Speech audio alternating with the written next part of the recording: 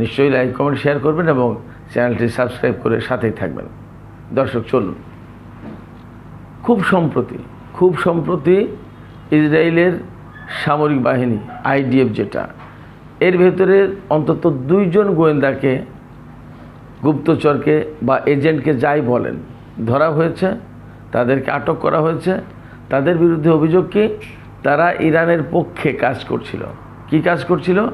তারা ইরানের পক্ষে ইসরায়েলের ভেতরে ইসরায়েলি বিমান বাহিনীর বিভিন্ন তথ্য, বিশেষ করে বিভিন্ন বিমান ঘাঁটির, বিশেষ করে F-15 বিমানের তথ্য দেওয়ার জন্য তারা অ্যাপয়েন্টেড হয়েছিল এবং তারা এই পর্যন্ত ইরানকে বিভিন্ন বিমান ঘাঁটির ছবি দিয়েছে, বিভিন্ন গুরুত্বপূর্ণ তথ্য দিয়েছে, বিমানের ইঞ্জিন সম্পর্কে তথ্য দিয়েছে, এর ফাংশন, আদার টেকনিক্যাল অনেক বিষয় সম্পর্কে বিস্তারিত তথ্য দিয়েছে।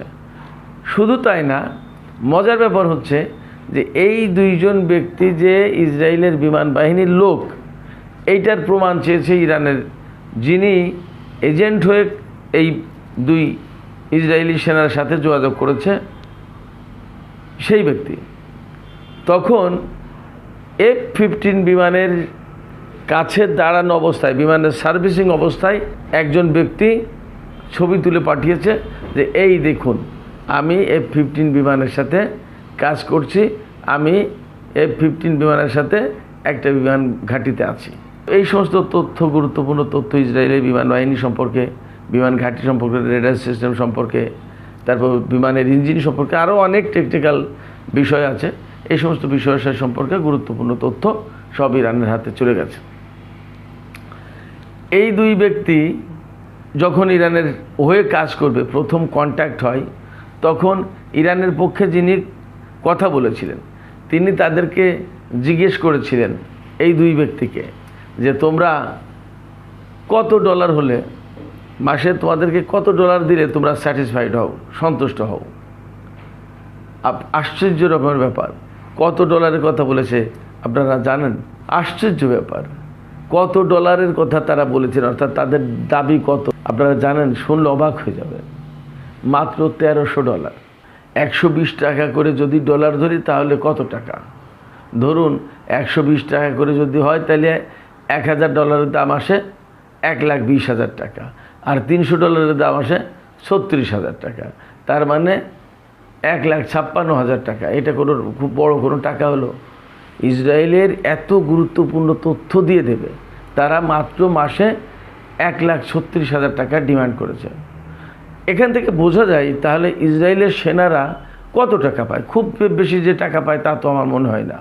আমি আজকে এই আলোচনাটা মূলত করলাম এই কারণে, এটা গুরুত্বপূর্ণ একটা খবর তো বটেই, পাশাপাশি একটা বিশ্লেষণ, গুরুত্বপূর্ণ এই তথ্যগুলো শেয়ার করার দরকার ছিল এই কারণে যে অনেকে বলে থাকেন যে ইরানের গোয়েন্দা সংস্থা খুবই দুর্বল, ইরানের গোয়েন্দা সংস্থা ইসরায়েলের সাথে পেরেই ওঠে না। হ্যাঁ, হতে পারে, কথাটা অনেকাংশে হয়তো ঠিক, যে ইরানের ভেতরে যে পরিমাণে নাশকতা করেছে ইসরায়েল এবং আমেরিকা, বিশেষ করে ইসরায়েল, তাতে ইরানের গোয়েন্দা ব্যর্থতা তো কিছু থাকতেই পারে। আমি সবসময় বলি যে ধরুন যে ব্যক্তি একটা শিকার ধরার চেষ্টা করছে, তার তো রাত দিন ধ্যান জ্ঞান ওইটাই, সে ওখানে সাকসেস হবে। কিন্তু যে ব্যক্তি শিকারে পরিণত হচ্ছে সে তো জানে না যে সে এরকম শিকারে পরিণত হতে যাচ্ছে, সে তো স্বাভাবিক জীবনের ভেতরেই থাকে।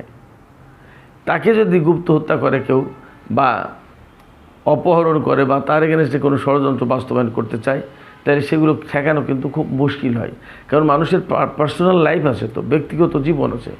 এই জীবন বাদ দিয়ে সবসময় ঘেরাটোপের ভেতরে, বেড়ার ভেতরে, আটকানোর ভেতরে, খোয়াড়ের ভিতরে থাকে, কোনো মানে হয় না। এটা তো কোনো জীবন না। ইরানিরা আসলে এইভাবে থাকেও না। আমি ইরানে থাকার সময় বেশ কয়েকজন পরমাণু বিজ্ঞানীকে হত্যাকাণ্ডের শিকার হতে আমরা খবর দেখেছি, শুনেছি, আমরা নিজেরা খবর করেছি।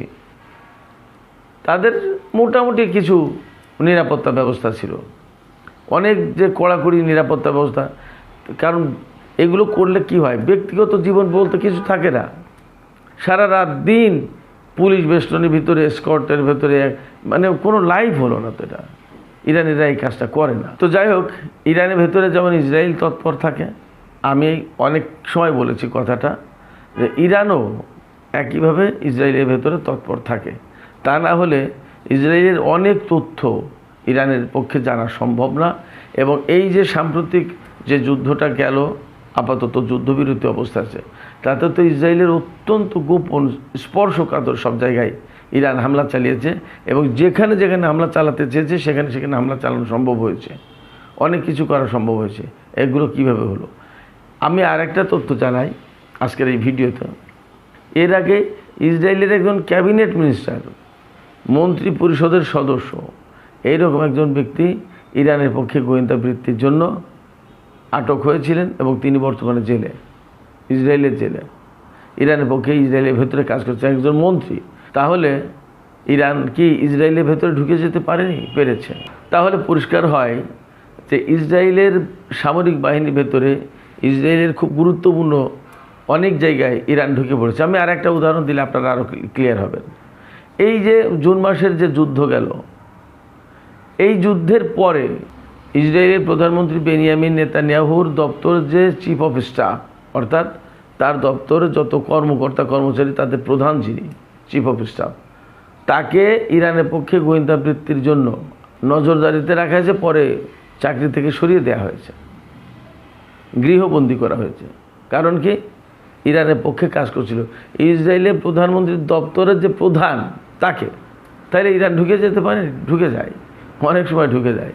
এবং আমি আপনাদেরকে বলি, এই যে ইসরায়েলের বিমান বাহিনীর দুই ব্যক্তি ইরানের পক্ষে কাজ করেছে, যার প্রেক্ষাপটে বিশেষ করে F-15 যুদ্ধ বিমান সম্পর্কে ইরানের হাতে প্রচুর তথ্য এসেছে।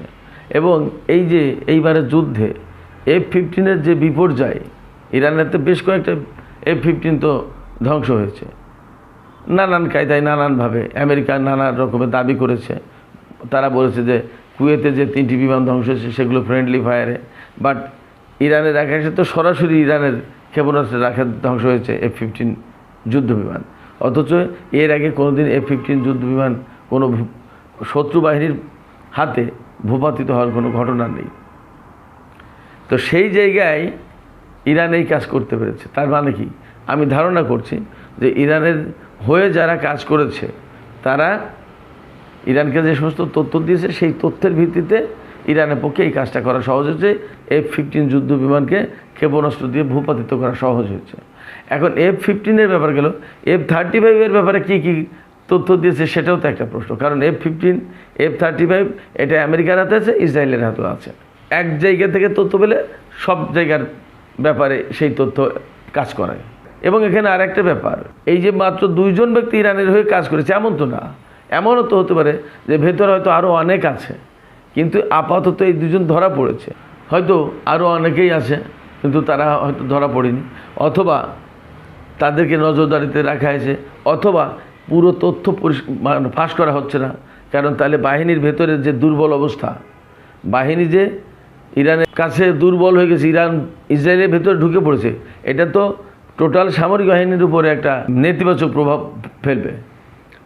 টোটাল সামরিক বাহিনী নৈতিকভাবে মনোবল হারিয়ে ফেলবে।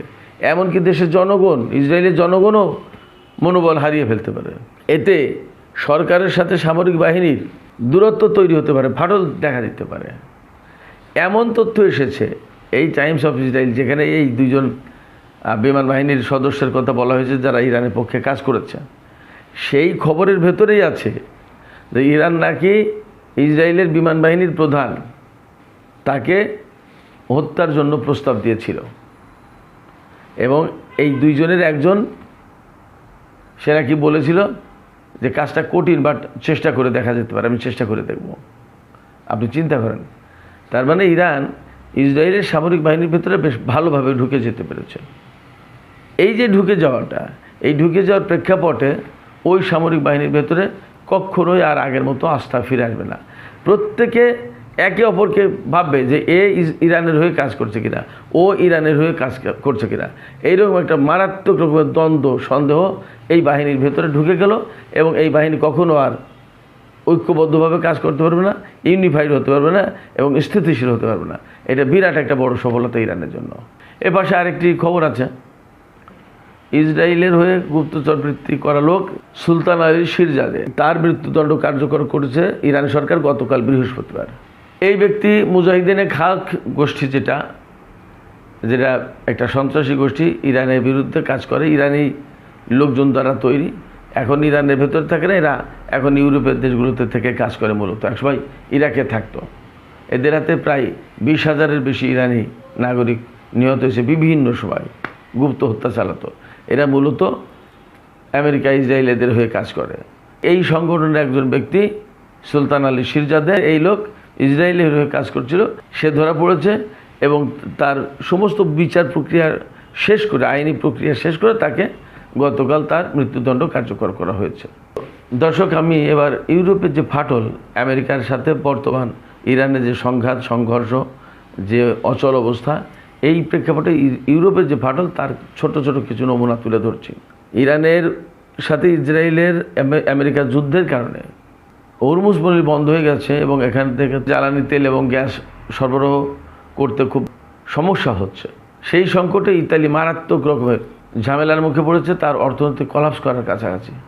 ইতালির কিন্তু জ্বালানি বেশিরভাগই এই ইরান এবং মধ্যপ্রাচ্যের দেশগুলো থেকে যেত, সেটা বন্ধ।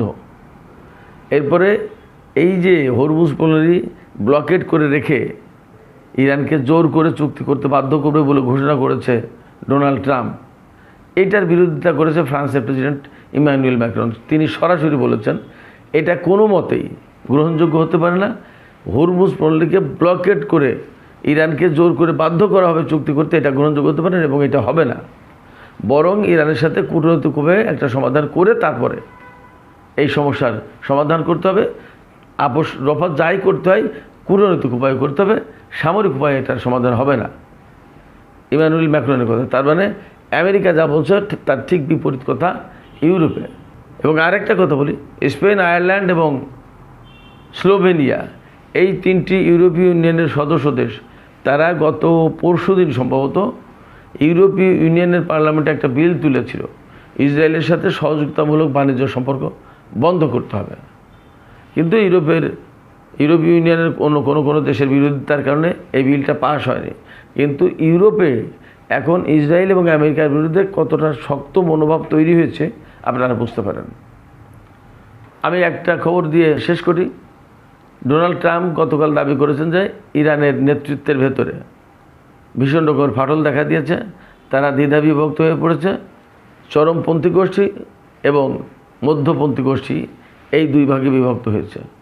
তখন ইরানের সর্বোচ্চ নেতা, স্পিকার, প্রধান বিচারপতি, প্রেসিডেন্ট সবাই ঐক্যবদ্ধভাবে বিবৃতি দিয়েছে, বক্তব্য দিয়েছে যে ইরানে কোনো নেতৃত্বের ভেতরে কোনো ফাটল দেখা দেয়নি, এখানে চরমপন্থী, নরমপন্থী, উদারপন্থী, মধ্যপন্থী বলে কিছু নেই, আমরা সবাই এক, ঐক্যবদ্ধ, এবং ঐক্যবদ্ধ ইরানকেই আমেরিকার মোকাবেলা করতে হবে।